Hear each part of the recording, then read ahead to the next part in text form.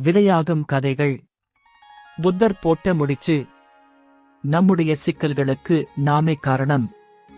நம்மை அறியாமல் நாம் போட்டுக்கொள்ளும் முடிச்சுகளில் சிக்கித் தவிக்கிறோம். அந்த முடிச்சுகளை அவிழ்க்க முடியாமல் திணறுகிறோம். புத்தரின் வருகைக்காக காத்திருந்தனர் சீடர்கள். சிறிது நேரத்திற்கெல்லாம் புத்தர் வந்தார். அவரது கையில் கைக்குட்டையை விட கொஞ்சம் பெரிய துணி இருந்தது. சீடர்களுக்கு எதிரே இருந்த மேடையில் அமர்ந்த புத்தர் எதுவும் பேசாமல் கையில் இருந்த துணியில் முடிச்சுகளை போடத் தொடங்கினார். மொத்தம் 5 முடிச்சுகள். தன்னையே உற்று நோக்கிக் கொண்டிருந்த சீடர்களை பார்த்த புத்தர், நான் 5 முடிச்சுகள் போட்டேன். இதை அவிழ்க்கப் போகிறேன். அதற்கு முன் உங்களிடம் 2 கேள்விகள் கேட்கப் போகிறேன்.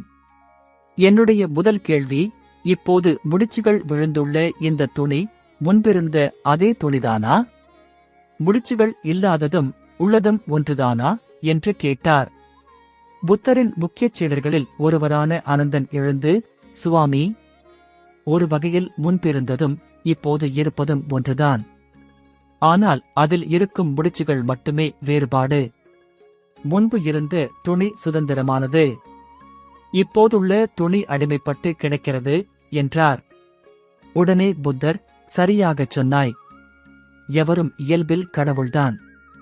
ஆனால் முடிச்சு போட்டுக்கொண்டு சிக்கலில் சிக்கி அடிமைப்பட்டு போய்விடுகிறார்கள். நாம் அனைவரும் புத்தர்களே. ஆனால் தனித்தனி உலகங்களை உருவாக்கிக் கொண்டு அதில் சிக்கிக்கொண்டு தனிமைப்பட்டு போய்விடுகிறோம், இந்த முடிச்சுகளைப் போல. இதைத்தான் நான் உங்களுக்குச் சொல்ல விரும்புகிறேன் என்றார். பின்னர் சற்று நேரம் அமைதியாக இருந்த புத்தர், என்னுடைய 2வது கேள்வி, இந்த முடிச்சுகளை அவிழ்க்க வேண்டுமென்றால் என்ன செய்ய வேண்டும் என்று கேட்டார்.